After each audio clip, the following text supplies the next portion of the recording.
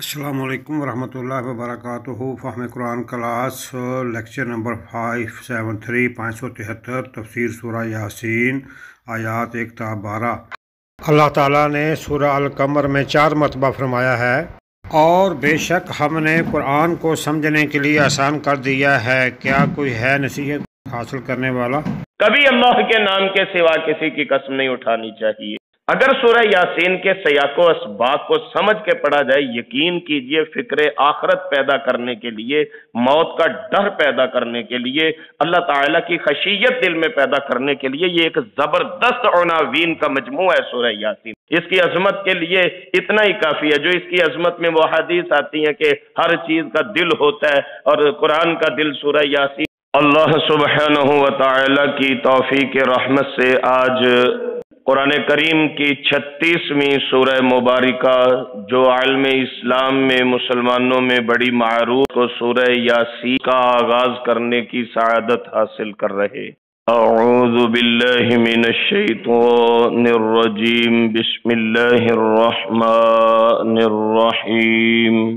یاسین، اے مخاطب انسان، والقرآن الحکیم، قسم ہے حکمت والے قرآن کی۔ انک لمن المرسلین، بے شک آپ رسولوں میں سے ہیں۔ علی صراط مستقیم، سیدھی راہ پر۔ تنزیل العزیز الرحیم، جو نازل کیا ہوا ہے غالب مہربان کی طرف سے۔ لِتُنذِرَ قَوْمًا مَّا أُنذِرَ آبَاؤُهُمْ، تاکہ ڈرائیں آپ ایسی قوم کو کہ نہیں ڈرائے گئے ان کے آباء و اجداد، فَهُمْ غَافِلُونَ، پس وہ غفلت میں پڑے ہیں۔ لَقَدْ حَقَّ الْقَوْلُ عَلَىٰ أَكْثَرِهِمْ، تحقیق سچ ہو چکی ان کے اکثر لوگوں پر بات، فَهُمْ لَا يُؤْمِنُونَ، پس وہ ایمان نہیں لانے والے۔ اِنَّا جَعَلْنَا فِي أَعْنَاقِهِمْ، بے شک ڈال دیے ہم نے ان کی گردنوں میں، اغلالاً، کئی قسم کے طوق، فَهِيَ إِلَى الْأَذْقَانِ، جو ان کی ٹھوڑیوں تک ہیں، فَهُمْ مُقْمَحُونَ، پس وہ یوں ہیں جیسے سر اٹھائے ہوئے ہوں۔ وَجَعَلْنَا مِن بَيْنِ أَيْدِيهِمْ صَدًّا، اور بنا دی ہم نے ان کے آگے دیوار، وَمِن خَلْفِهِمْ صَدًّا، اور ان کے پیچھے دیوار۔ فَأَغْشَيْنَاهُمْ، پس ڈھانپ دیا ہم نے انہیں، فَهُمْ لَا يُبْصِرُونَ، وہ نہیں دیکھتے۔ وَسَوَاءٌ عَلَيْهِمْ، برابر ہے ان پر، أَنذَرْتَهُمْ، آپ ان کو ڈرائیں، أَمْ لَمْ تُنذِرْ، یا نہ آپ ڈرائیں، ہم لا یؤمنون، وہ ایمان نہیں لائیں گے۔ انما تنذر من اتبع الذکر، بے شک آپ تو اسے ڈرا سکتے ہیں جو پیروی کرے نصیحت کی۔ وخشی الرحمن بالغیب، اور ڈرتا رہے اللہ الرحمن سے بن دیکھے۔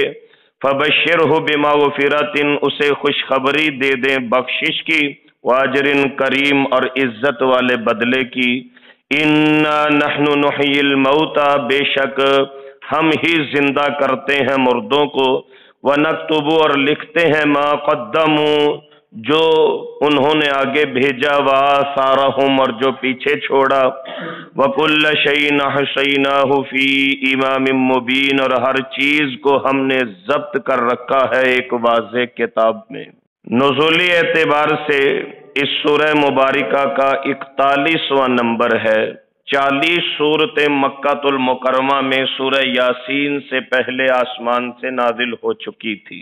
83 آیات اور 5 رکوعات پر مشتمل اس سورہ مبارکہ کے 739 کلمات ہیں۔ سورہ یاسین کے اندر اللہ سبحانہ و تعالی نے 3090 حروف استعمال فرمائے۔ وجہ تسمیہ یاسین، حرف ندا کے ساتھ حروف مقطعات جمع کیے گئے۔ ایک تو معنی جو ہر جگہ ہم کرتے ہیں کہ اللہ اعلم بمرادہ، اس کا معنی اللہ جانتے ہیں، لیکن یہ جو شروع میں یا کھڑی زبر حرف ندا آیا ہے، اس سے مفسرین فرماتے ہیں کہ اس کا ترجمہ، اس کا معنی ہوگا اے مرد یا اے مخاطب انسان، اور چونکہ آگے سرکار دو عالم صلی اللہ علیہ وآلہ وسلم کو مخاطب کیا جا رہا ہے اور آپ کے منصب جلیلہ کا تذکرہ کیا جا رہا ہے، اس سے یاسین کا مزید معنی واضح ہو جاتا ہے کہ یاسین کا مطلب اے مرد، اے مخاطب انسان، یعنی رسول اللہ صلی اللہ علیہ وآلہ وسلم۔ والقرآن الحکیم، اور قسم ہے قرآن کی جو حکمتوں سے لبریز ہے۔ واو یہاں قسمیہ ہے، اور قسم شہادت کے قائم مقام ہوتی ہے، یہ اصول یاد رکھیے۔ سورہ نور میں ابھی ہم نے پڑھا کچھ عرصہ پہلے کہ کسی پہ اگر الزام لگے تو اس کا عذاب ٹل سکتا ہے اگر وہ 4 قسمیں اللہ کے نام کی اٹھا لے کہ میں ایسا نہیں ہوں، اور 5ویں قسم اٹھائے کہ مجھ پہ اللہ کی لعنت ہو اگر میں جھوٹا ہوں، تو پھر وہ کیا ہوتا ہے؟ وہ قسم شہادت کے قائم مقام ہو جاتی ہے۔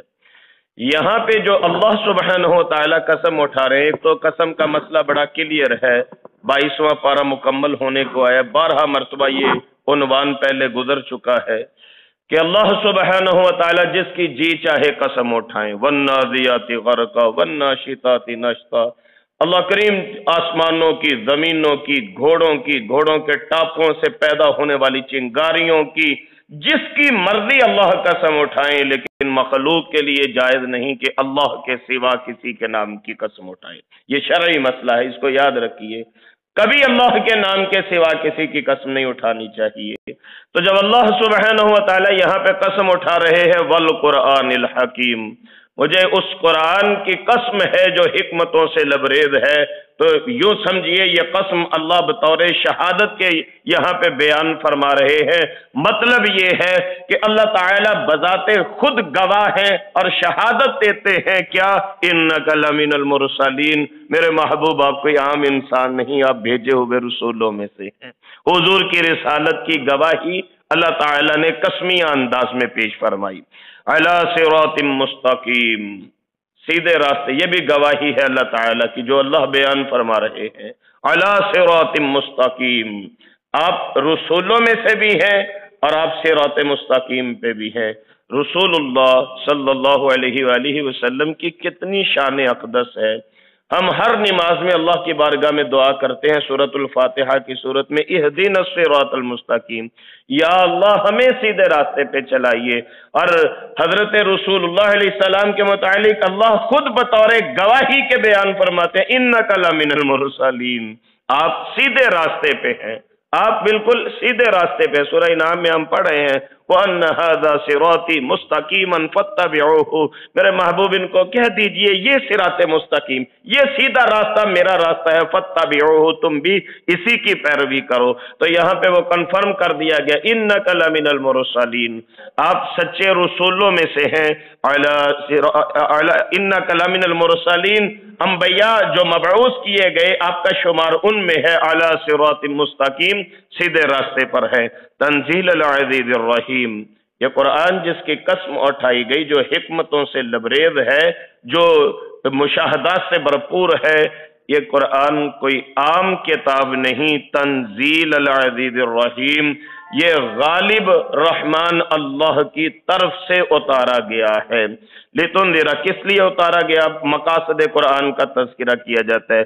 لتنذر، تاکہ آپ ڈرائیں۔ اس سے پہلے سورہ فرقان کے آغاز میں ہم پڑھ چکے ہیں تبارک الذی نزل الفرقان علی عبدہ لیکون للعالمین نذیرا، بڑی بابرکت اللہ کی ذات ہے جنہوں نے اپنے بندے پہ قرآن فرقان اتارا، کس لیے؟ لیکون للعالمین نذیرا، تاکہ جہاں کے لوگوں کو ڈرایا جائے۔ تو یہاں پہ قرآن کریم کے نزول کے مقاصد بیان کیے جاتے ہیں۔ لتنذر قوما، تاکہ آپ ڈرائیں ایسی قوم کو، ما انذر آباؤہم، جن کے بڑے نہیں ڈرائے گئے۔ گرامر کے اعتبار سے میں 2 معنی اس کے کروں گا۔ اگر ما نافیہ کے ضمن میں استعمال کیا جائے تو پھر وہ مطلب جو ترجمے میں بھی عرض کیا میں نے، ما انذر آباؤہم، جن کے بڑے نہیں ڈرائے گئے، مطلب کیا کہ بڑی دیر ہو چکی ہے، بڑی مدت گزر چکی ہے، ان کے بڑے نہیں ڈرائے گئے، فہم غافلون، وہ غفلت میں پڑے ہیں۔ اور اگر ما موصولہ ہو گرامر کے اعتبار سے تو پھر اس کا مطلب ہوگا کہ قریب جس چیز کے ساتھ ان کے بڑے ڈرائے گئے۔ ما موصولہ ہو تو پھر اس کا مطلب بنتا ہے ما انذر آباہم، آپ بھی ان لوگوں کو اس چیز کے ساتھ ڈرائیں، یعنی وحی الہی کے ساتھ جس چیز کے ساتھ ان کے بڑے ڈرائے گئے۔ اور اگر ماں نافیہ ہو تو پھر نہیں ان کے بڑے ڈرائے۔ اب نہیں کا لفظ کیوں استعمال کیا؟ یہاں پہ کوئی آپ سے سوال کر سکتا ہے کہ جب اللہ سبحانہ و تعالیٰ کا یہ اصول ہے کہ ہم کسی قوم کو عذاب نہیں دیتے جب تک وہاں اپنا رسول نہ بھیجیں، تو پھر یہاں کیوں فرمایا جا رہا ہے کہ ان کے بڑوں کو نہیں ڈرایا گیا؟ مطلب یہ ہے کہ یہ زمانہ بعید کی بات ہے، بڑی مدت گزر گئی، ان بستیوں میں کوئی رسول نہیں آئے۔ رسول اللہ علیہ السلام سے تقریباً 550-600 سال پہلے حضرت عیسیٰ لاسٹ نبی آئے ہوئے تھے، لیکن یہ جو عرب کی بستیاں مخاطب ہیں یہاں حضرات تقریباً 1950 یا 2000 سال بنتے ہیں، تقریباً 2000 سال۔ آخری نبی حضرت شعیب تھے ان بستیوں کی طرف، یہ جو خلیجی ایریا ہے، جتنا عربک ممالک جتنے ہیں، ان کی طرف جو سب سے آخر میں نبی آئے تھے وہ حضرت شعیب آئے تھے، اور شعیب علیہ السلام رسول اللہ علیہ السلام سے تقریباً 1950 سال یا 2000 سال بنتا ہے یہ، اگر اس کو اکاؤنٹ کریں تو 2000 سال ہو چکے تھے، عرب کی بستیوں کی طرف کوئی ڈرانے والا اللہ نے نہیں بھیجا تھا۔ پھر یہ مطلب ہوگا فَهُمْ غَافِلُونَ، یہ غفلت میں پڑے ہوئے ہیں۔ لَقَدْ حَقَّ الْقَوْلُ عَلَىٰ أَكْثَرِهِمْ، تاکہ واضح ہو جائے، ثابت ہو جائے بات ان کے اکثر پر، ان کی میجورٹی پر۔ یہ حق القول جہاں قرآن کریم میں استعمال کیا جاتا ہے اس کا مطلب ایک ہی ہوتا ہے۔ مطلب کیا ہوتا ہے؟ وَلَكِنْ حَقَّ الْقَوْلُ مِنِّي لَأَمْلَأَنَّ جَهَنَّمَ مِنَ الْجِنَّةِ وَالنَّاسِ أَجْمَعِينَ۔ سورہ سجدہ میں ہر جمعے آپ سنتے ہیں کہ اللہ فرماتا ہے میرا قول حق ہونے والا ہے، ثابت ہونے والا ہے۔ کیا؟ لَأَمْلَأَنَّ، میں ضرور بھروں گا، لام بھی تاکید کے لیے، نون کے اوپر شد آ گئی ثقیلہ وہ بھی تاکید کے لیے، لَأَمْلَأَنَّ، میری بات سچ ہوگی کہ میں ضرور بھروں گا جہنم کو جنوں اور لوگوں کے ساتھ۔ یہاں پہ فرمایا لَقَدْ حَقَّ الْقَوْلُ عَلَىٰ أَكْثَرِهِمْ، بات ثابت ہوگی ان کی میجورٹی کے اوپر، ان کی اکثریت کے اوپر۔ کیا؟ فَهُمْ لَا يُؤْمِنُونَ، اپنے بڑوں کا انجام دیکھنے کے باوجود یہ لوگ ایمان نہیں لائیں گے۔ اللہ اکبر کبیرہ۔ یہ سورہ یاسین، اقبال نے کہا تھا ہمارا قرآن کریم سے تعلق صرف اتنا ہے کہ ہم نے سورہ یاسین کو مردوں پہ پڑھنے کے لیے رکھا ہے۔ وہ اقبال کا ایک فارسی کا قطعہ ہے، میرے ذہن میں نہیں اس وقت آ رہا، اس کا مفہوم یہ ہے کہ ہمارا قرآن کے ساتھ تعلق صرف اتنا ہے کہ ہم نے سورہ یاسین کو مردوں کے لیے رکھا ہے، ہم صرف مردوں پہ پڑھتے ہیں سورہ یاسین۔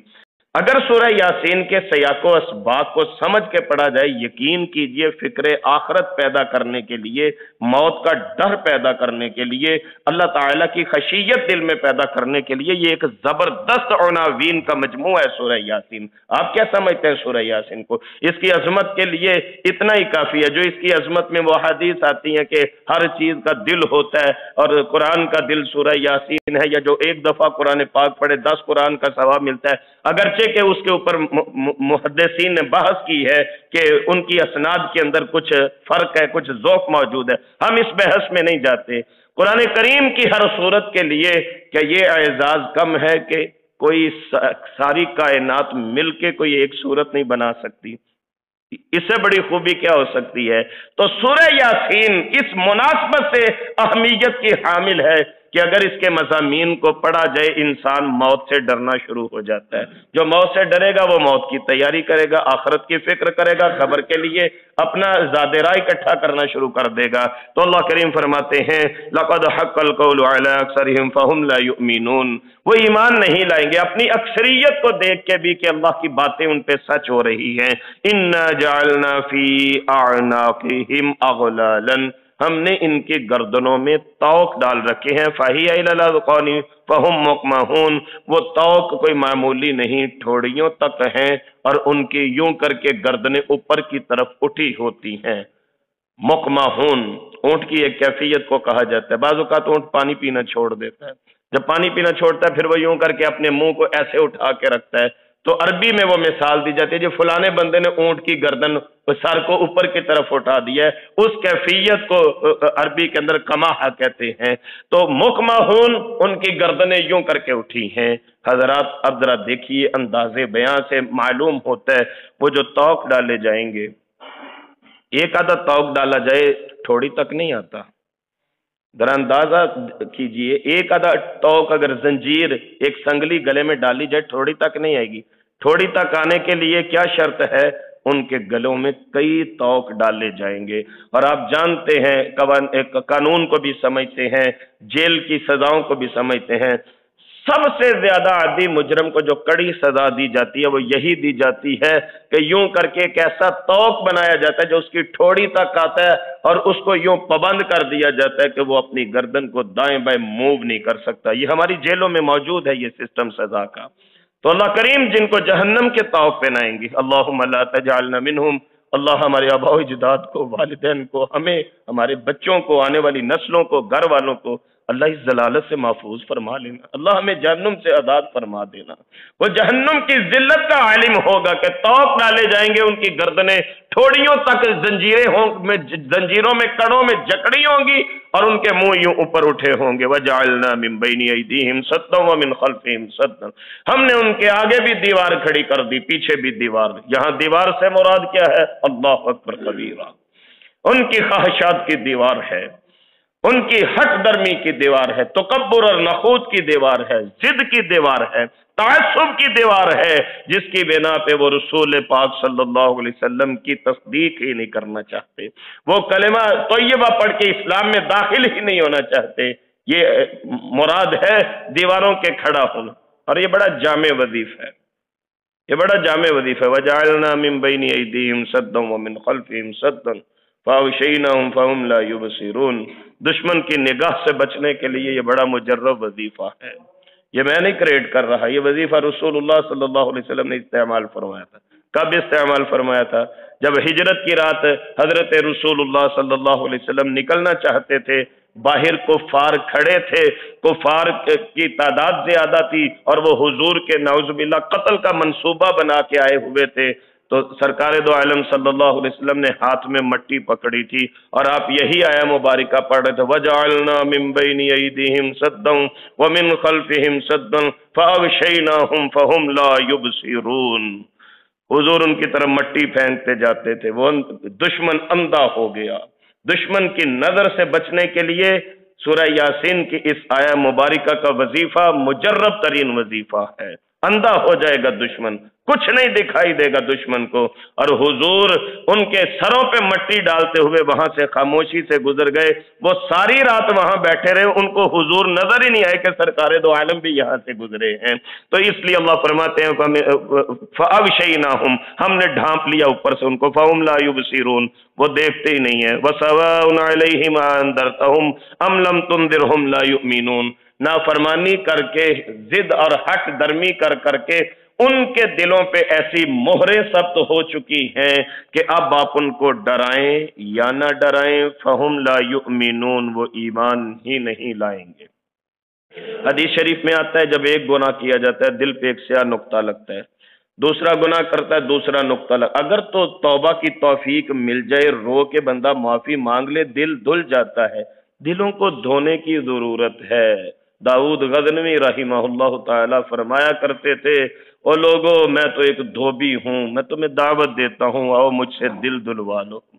میں تو ایک ونجارہ ہوں، میں تمہیں آواز دیتا ہوں، آؤ اللہ کے قریب تمہیں کر دوں، دلوں کی صفائی کا اہتمام کر لو۔ تو اللہ کرے ہمارے دل دھل جائیں کہیں پہ۔ دلوں کو دھونے کا بہترین ذریعہ آنسوؤں کا پانی ہے، استغفر اللہ کا صابن ہے، تہجد کا وقت ہے۔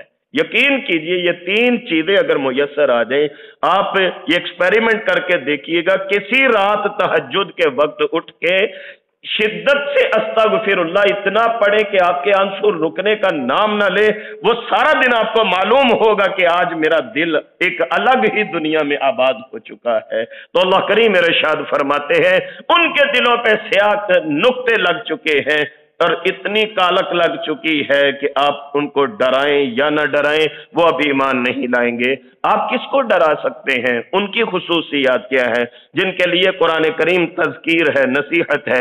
انما تنذر من اتبع الذکر، آپ اس کو ڈرا سکتے ہیں، مواعظت کا اثر اس کو ہوتا ہے، نصیحت، تقریر، درس خطبہ اس کے کام آتا ہے جو نصیحت کی پیروی کرنے والا ہو. وَخَشِيَ الرَّحْمَنَ بِالْغَيْبِ، اور نصیحت کی پیروی اس صورت میں ہوتی ہے بندہ بن دیکھے اللہ تعالیٰ سے ڈرتا رہے. فَبَشِّرْهُ، اسے گارنٹی دے دیجئے. فَبَشِّرْهُ، اسے خوشخبری دے دیجئے. فَبَشِّرْهُ، اسے بشارت دے دیجئے. کس چیز کی؟ بِمَغْفِرَةٍ وَأَجْرٍ کریم، کامل بخشش کی اور عزت والے بدلے کی. اِنَّا نَحْنُ نُحْيِي الْمَوْتَى، بے شک ہم مردوں کو زندہ کرتے ہیں. اس سے مراد وہ فزیکلی مردے بھی ہو سکتے ہیں اور اس سے مراد دلوں کی مردہ پن بھی ہو سکتا ہے. اللہ کا حکم ہو تو پھر مردہ دل زندہ ہو جاتے ہیں. اور مردہ دل زندہ کیسے ہوتے ہیں؟ بذکر اللہ، اللہ کے ذکر کے ساتھ. کیوں؟ الا بذکر اللہ تطمئن القلوب، دلوں کا اطمینان صرف اللہ کی یاد میں ہے. یقین کیجئے آپ جتنے مرضی فیسلٹیوں سے لبریز اپنی زندگی کو عیش و آرام کا مسکن اور مرکز بنا لیں، جو تسکین اللہ کے نام کے ساتھ دل کو میسر آتی ہے کائنات میں کسی اس کا ثانی نہیں ہے. تو اللہ کریم فرماتے ہیں ہم مردوں کو زندہ کرتے ہیں. وَنَكْتُبُ مَا قَدَّمُوا، ہم لکھ رہے ہیں تم اپنے کل کے لیے کیا بھیج رہے ہو. سورہ حشر میں اللہ تعالیٰ ارشاد فرماتے ہیں 28ویں پارے میں، انشاءاللہ ہم جا کے پڑھیں گے آگے اپنی منزل پہ پہنچ کے. اللہ تعالیٰ فرماتے ہیں یا ایھا الذین آمنوا اتقوا اللہ، اے لوگو اللہ سے ڈر جاؤ، ایمان والو اللہ سے ڈر جاؤ. وَلْتَنظُرْ نَفْسٌ مَا قَدَّمَتْ لِغَدٍ، ہر بندہ یہ سوچے میں نے اپنے کل کے لیے کیا سیونگ کی ہے، میں نے اپنے کل کے لیے آگے کیا بھیجا ہے. اللہ کریم فرماتا ہے وَنَكْتُبُ مَا قَدَّمُوا، تم جو آگے بھیج رہے ہو ہم لکھ رہے ہیں. وَآثَارَهُمْ، جو پیچھے چھوڑ رہے ہو تمہارے آثار بھی لکھے جا رہے ہیں. آثار سے مراد قدموں کے نشان بھی ہوتا ہے. وہ صحیح البخاری میں روایت آتی ہے کہ مسجد نبی پاک کے قریب قریب کچھ پلاٹ خالی ہوئے تو بنو سلمہ والے جو دور دور رہتے تھے ان کا جی چاہا کہ ہم مسجد نبی شریف کے پڑوس میں جگہ بنا لیں، مکان بنا لیں. تو بڑی تیزی سے انہوں نے موو ہونا شروع کر دیا، ادھر سے مکان خالی کرنے شروع کر دیے. مسجد نبی پاک والے محلے میں آ کے رہائشیں بنی سلمہ والوں نے اختیار کرنی شروع کر دی. جب رسول اللہ علیہ السلام کو پتہ چلا تو آپ نے فرمایا یا بنی سلمہ دیارکم، او بنی سلمہ والو اپنے گھر وہ دور والے جو گھر ہیں ان کا خیال کرو، ان کو آباد کرو. کیوں؟ حضور نے وہاں فرمایا تھا تُکْتَبْ آثارکم، تمہارے قدموں کے نشان لکھے جاتے ہیں. جتنی دور سے مسجد میں چل کے آؤ گے تمہیں نیکیاں ملیں گی، جتنی دور سے چلیے. خطبہ جمعہ کی عبادت 8 دن کے بعد میسر آتی ہے. صحیح حدیث میں آتا ہے اللہ کے رسول علیہ السلام فرماتے ہیں جو جمعے والے دن غسل کرے، خوشبو کا استعمال کرے، صاف ستھرا لباس پہن کے اور پہلی گھڑیوں میں مسجد میں آ جائے، خاموشی سے خطبہ سنے اور نماز ادا کرے، اللہ کے رسول علیہ السلام فرماتے ہیں آنے اور جانے میں جتنے قدم استعمال ہوئے ہر قدم کے بدلے دن کے روزوں کا ثواب ملتا ہے، رات کی تہجدوں کا ثواب ملتا ہے. یہ صحیح حدیث کا مسئلہ ہے کہ جتنے قدم چل کے خطبہ جمعہ کے لیے آئیں گے ایک ایک قدم کے بدلے تہجدوں کا ثواب ملے گا پورے سال کی. اور اسی طرح حضور نے بنو سلمہ والوں سے فرمایا تھا دیارکم تکتب آثارکم، او بنی سلمہ اپنے گھروں میں چلو واپس. اس میں ایک حکمت تھی. کوئی بندہ سوال کر سکتا ہے کہ جب وہ مسجد نبی شریف کے قریب رہنا چاہتے تو پھر انہیں دور کیوں کیا گیا؟ اس میں بھی ایک حکمت تھی. سرکار دو عالم صلی اللہ علیہ وآلہ وسلم چونکہ کمانڈر ان چیف تھے، سپہ سالار تھے، حضور نہیں چاہتے تھے کہ مدینے کے بارڈر خالی ہوں. بارڈر کے اوپر اگر لوگ بستے ہوں تو دشمن کو ڈر رہتا ہے، کھٹکا رہتا ہے. اگر ہم اپنے بارڈر چھوڑ کے تو شہروں میں آ کے آباد ہو جائیں گے تو پھر دشمن غالب آ جائے گا. یہ حکمت تھی رسول اللہ علیہ السلام نے، اس لیے فرمایا ہم نے تو وہ مجھے لفظ آثار سے وہ حدیث یاد آ گئی کہ آپ نے فرمایا تھا تُکْتَبْ آثارکم، او بنو سلمہ اپنے گھروں میں چلو تمہارے قدموں کے نشان لکھے جاتے ہیں. اللہ اکبر. یہاں پہ فرمایا وَنَكْتُبُ مَا قَدَّمُوا آثَارَهُمْ، ہم لکھتے ہیں جو تم آگے بیچتے ہو کل کے لیے، جو تیاری کرتے ہو، جو نیکی کرتے ہو، اللہ کی راہ میں خرچ کرتے ہو، مخلوق خدا کے ساتھ بھلا کرتے ہو، لکھا جاتا ہے. وَآثَارَهُمْ، جو پیچھے چھوڑ کے جاؤ گے. کیا چھوڑ کے جاؤ گے؟ رسول اللہ علیہ السلام نے فرمایا تھا جب انسان فوت ہو جاتا ہے سارے معاملات کٹ جاتے ہیں سوائے 3 چیزوں کے. نمبر 1 صدقہ جاریہ کا کوئی کام کر کے گیا، مسجد مدرسہ کے ساتھ تعاون کر کے گیا، غریبوں یتیموں کے ساتھ تعاون کر کے گیا، وہ اس کے لیے صدقہ جاریہ بن گیا. دوسرے نمبر پہ نافع کا علم، آپ نے اپنے علم سے کسی کو فائدہ دے دیا یا آپ نے بیان کیا، کوئی مسئلہ کسی کو سنایا، لوگوں نے اس پہ عمل شروع کر دیا، اللہ تعالیٰ اس کا مرنے کے بعد بھی اجر آپ کو نصیب فرمائیں گے۔ اور تیسرے نمبر پہ نیک اولاد، ہم دنیا سے چلے جائیں گے، بچے نماز پڑھتے رہیں، قرآن کریم پڑھتے رہیں، انشاءاللہ مرنے کے بعد یہ سلسلہ ثواب والا جاری رہے گا۔ یہ مطلب ہے وَآثَارَهُمْ، جو ہم اپنے پیچھے چھوڑ کے جا رہے ہیں وہ لکھا جا رہا ہے۔ وَكُلَّ شَيْءٍ أَحْصَيْنَاهُ، ہر چیز کو ہم نے ضبط کر رکھا ہے، گیر رکھا ہے، فی امام مبین، واضح کتاب میں۔ یہ لوح محفوظ کا ایک نام ہے، لوح محفوظ کے کئی نام ہیں۔ قرآن کریم نے یہ امام مبین بھی لوح محفوظ کو کہا ہے، ام الکتاب بھی لوح محفوظ کو کہا ہے، اور کتاب مکنون بھی لوح محفوظ کو کہا ہے۔ یہ 3-4 اقسام ہیں لوح محفوظ کے، مختلف یعنی نام ہے صفاتی جو قرآن کریم میں رقم ہیں۔ اس دعا کے ساتھ آج سبق مکمل کر لیجئے۔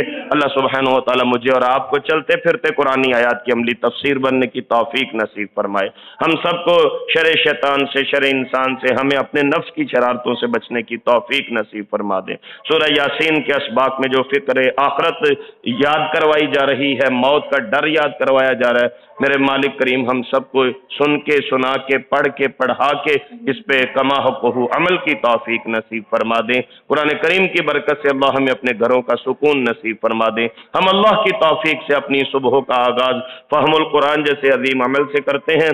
اس کی بدولت اللہ تعالیٰ میرے اور آپ کے دن کے باقی معاملات میں رحمتوں اور برکتوں کا نزول فرما دیں۔ ہمیں ظاہری پوشیدہ دشمنوں کے شر سے، حاسدین کے حسد سے، رشتہ داروں، عزیز و اقربا کے حسد سے، شرارتوں سے محفوظ رکھ کے دنیا اور آخرت کی تمام بھلائیاں اور کامیابیاں نصیب فرما دیں۔ ہمارے بچوں کے لیے نیک روزگار اللہ مہیا فرما دیں۔ ہمارے بیٹے بیٹیوں کے نصیب مقدر اللہ کریم اچھے فرما دیں، اور انہیں متقین اور صالحین اور ابرار لوگوں میں شامل فرما لیں۔ جو بے اولاد ہیں اللہ نیک اور صالح اولاد نصیب فرما دے۔ جو نرینہ اولاد کی آرزو مند ہے اللہ نیک بیٹے نصیب فرما دیں۔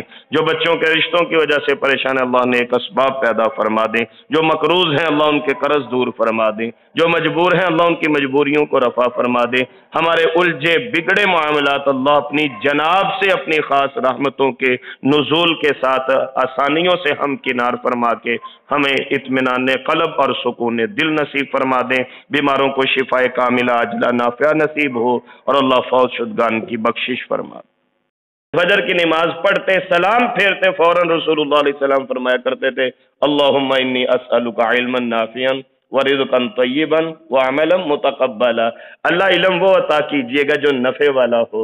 یہ دعا کیا کریں کہ علم ہمیں نفع والا نصیب، جو فائدہ دے ہمیں، اور ہمارے علم سے لوگوں کو فائدہ ہو، ایسا علم اللہ نصیب فرما دیں، اور رزق اللہ پاکیزہ حلال نصیب فرما دیں، اور عمل اللہ ایسا نصیب فرما دیں جو اللہ کی بارگاہ میں قبول ہو جائے۔ بڑی جامع دعا ہے، فجر کے بعد پڑھا کریں۔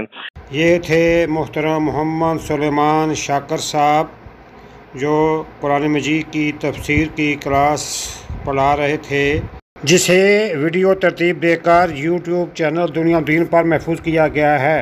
قرآن مجید کا ترجمہ اور تفسیر سیکھنے کے لیے اور دینی سوالات کے جوابات کے لیے واٹس ایپ گروپس میں شامل ہونے کے لیے 00923352520207 00923167983575 00923007446434۔ قرآن سمجھیں، قرآن سمجھائیں، دوسروں کو بھی قرآن سمجھنے کی دعوت دیں۔ نبی کریم صلی اللہ علیہ وسلم کی پیاری دعائیں، اذکار، نماز ترجمہ سے سمجھ کر پڑھیں، یاد کریں، دوسروں کو بھی یاد کرنے کی دعوت دیں، تاکہ اللہ تبارک و تعالی ہم سب کی دنیا و آخرت دونوں اچھی کر دے۔